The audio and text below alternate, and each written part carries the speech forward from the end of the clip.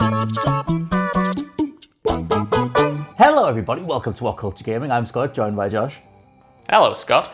Josh, my friend, I think at this point I'm completely numb to Splinter Cell news, but it seems that there's actually some sort of confirmation around. Look, right, it always seems like there's some kind of confirmation around, but this is close to an actual confirmation from Ubisoft that I think we're going to get. This comes by way of Luca Ward, who is the Italian voice actor for Sam Fisher, obviously the protagonist of the Splinter Cell games, and this is being picked up by a bunch of different sites, Games Radar, GameSpot.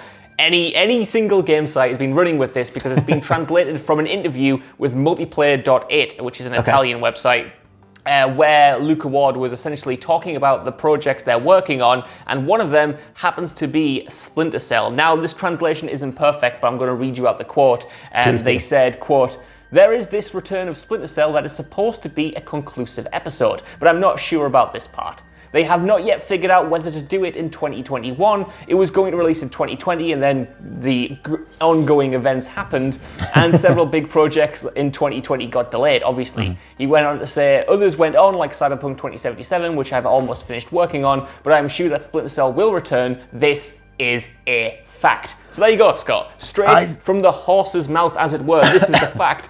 The Italian voice actor has been working on Splinter Cell. It is a conclusive episode, and it was apparently originally potentially going to release this year, but has been pushed back. Maybe when Ubisoft pushed back all of their other projects like Watch Dogs Legion, Gods and Monsters, stuff like that, maybe they already had their slate kind of packed, so they didn't need to announce Splinter Cell.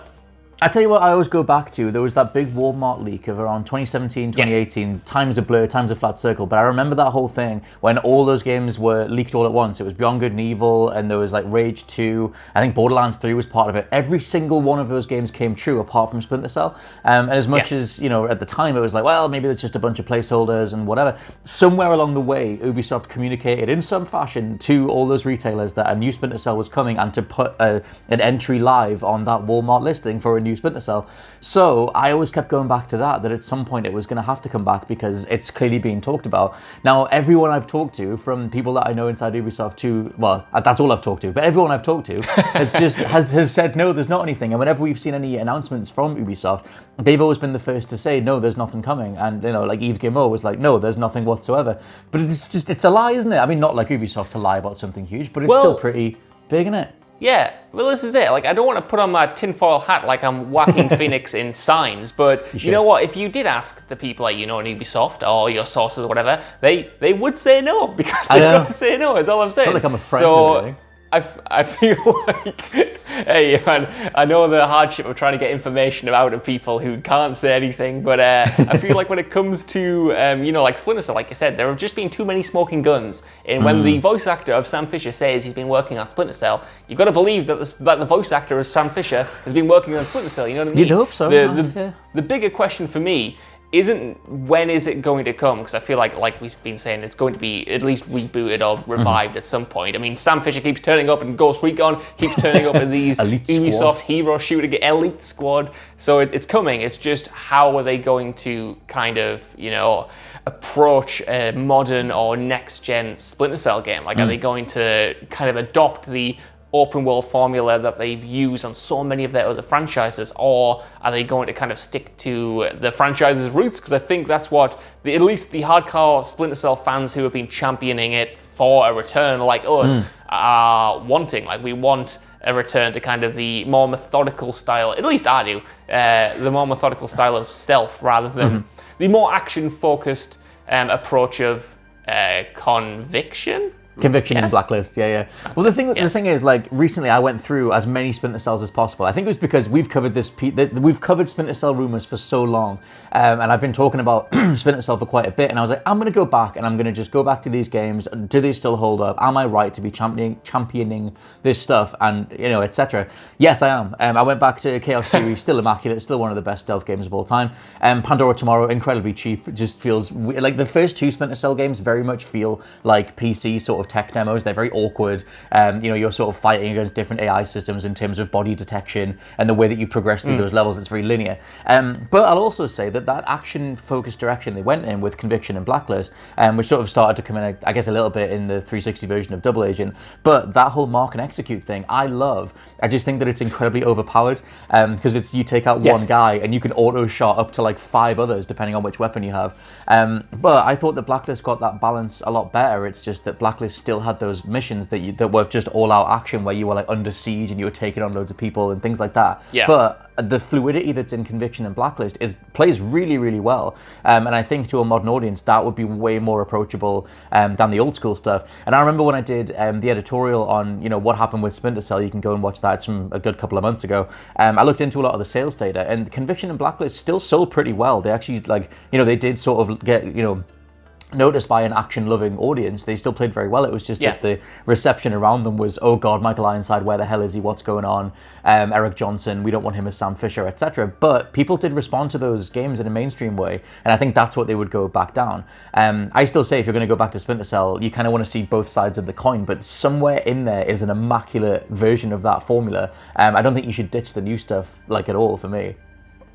Right, yeah, I mean, for me, right, I haven't gone back like you to Blacklist in particular, but I hold that in such high esteem. I thought that got the perfect blend of old and new. Like you said, the movement and the action is so fluid, and they didn't kind of throw you all in on the kind of more Predator-style stealth like they did in Conviction, which for me was too much of a step in the action kind of direction, I suppose, and I want them to double down on what they accomplished in Blacklist and take on the criticism that we had at the time and deliver, like you said, that almost perfect blend of Predator and Ghost approach to stealth. I feel like we've had a bunch of games across multiple franchises try to mimic what Splinter Cell was so good at, and yet it feels weird that we've seen elements of Splinter Cell bolted into other games, whether it's open world games or other action games or whatever, that have now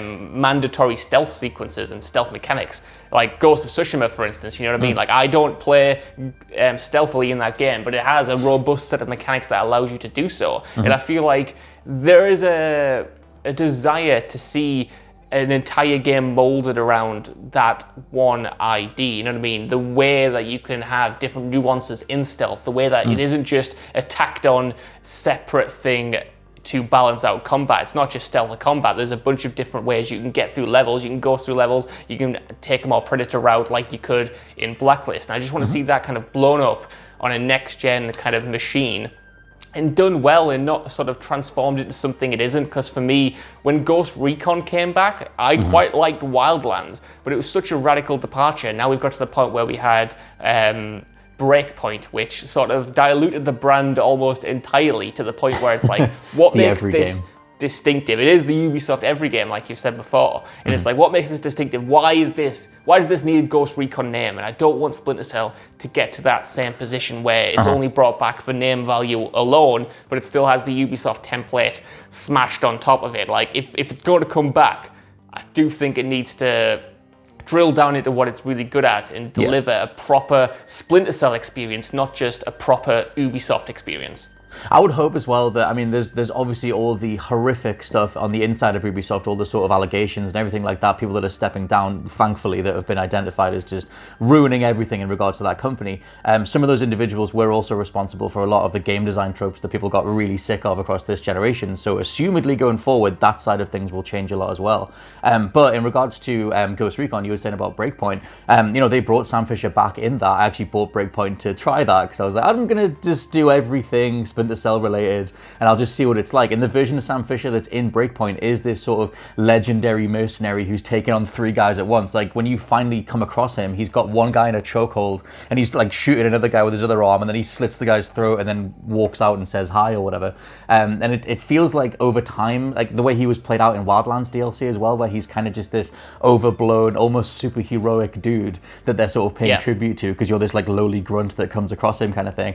I would say that the way that that they like manifested that earlier in Conviction and Blacklist, because you do have that stealth sort of like, you know, bedrock, and then occasionally you spike with the mark and execute stuff. I quite like that he's kind of able to, like, he is this like really efficient, you know, stealthy killer kind of guy, and I think you could build really cool levels around that, about like, you know, like different tactical approaches and things like that. And then, you know, once you've saved up this ability to take out a bunch of dudes, then all of a sudden there's a little spike of action, and then things calm back down again.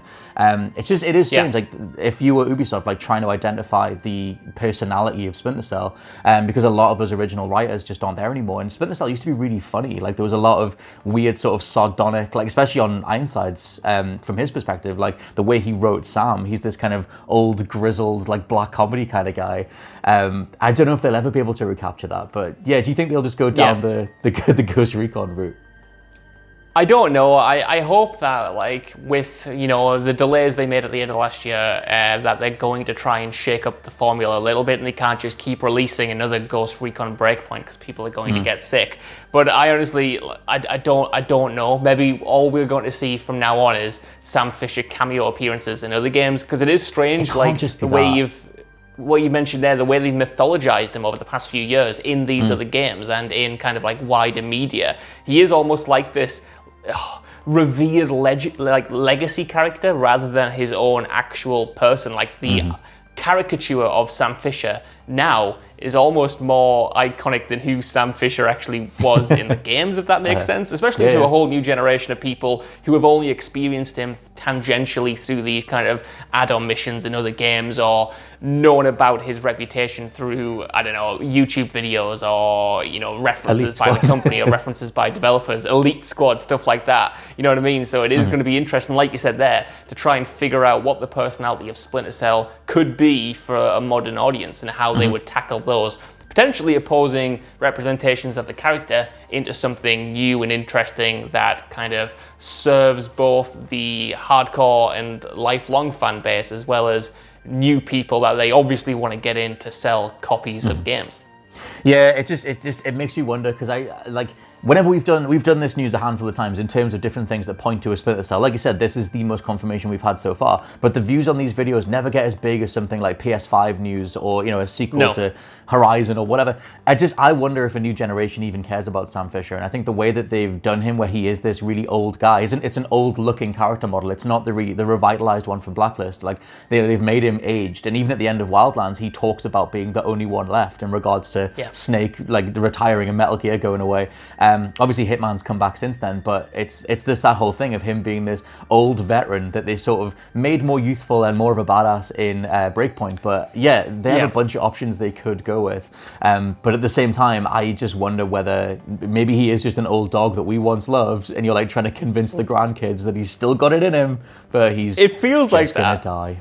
When we do these videos, it really does feel like that in a weird way. And it's probably a topic for a whole other video or something. But it's interesting the way, you know, Hitman's gone as well. Obviously, Hitman's still around, and arguably the Hitman series is better than ever. Yeah. But it's certainly not as popular as ever. You know what I mean? It's certainly not kind of like not blood money. It's not blood money, yeah, you know what I mean? It's not in the height, but it doesn't need to be, because they're still making, you know, amazing games. They're still innovating. They're still delivering, you know, what the fans want, and are pumping out some of the best Hitman games ever, you know what I mean? So I feel like when it comes to the big publishers especially, there's always the expectation that every franchise needs to be another Call of Duty, needs to be another Assassin's Creed, needs to be even a Watch Dogs, needs to hit that level. But you can bring Sam Fisher back and just do something nice, do something a bit smaller, do something a bit more focused, a bit more controlled, that doesn't need to make $600 million. I would do something, if I was going to wish list it or wish fan book it or whatever, I would do him as the old man telling stories of when he was a Cell, and have him training someone else alongside, so that you can pass the torch to a new character at some point in the future, but you also get the best of both worlds. You get young him doing select missions that he remembers, whilst he's also being the guy on the comms talking to someone else, bringing them up. But yeah, let us know what you think down in the comments below. Do you even care about Sam Fisher at this point? Is he just the three-goggled dude from Elite Squad, or do you want to see more Splinter Cell? For now, I've been Scott from WhatCulture.com. I've been Josh from WhatCulture.com. I completely mangled all my words in the sign-off there. It's very true, but we'll also catch you next time. Brilliant. Bye. Bye.